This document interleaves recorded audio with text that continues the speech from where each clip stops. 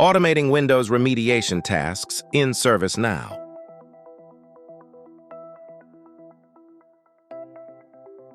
Managing remediation for Windows machines using Excel is slow and manual. Teams copy machine details into ServiceNow and create individual service catalog tasks for each machine, leading to delays and errors.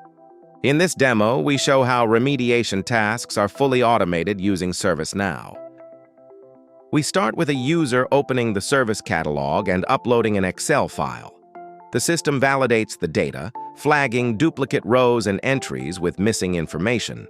The user submits the request, triggering automatic creation of a request and RITM. The solution then generates remediation SC tasks for each valid Windows machine. Each task is correctly populated, linked to the RITM, and assigned to the right support team. Clean inputs, accurate data, faster remediation.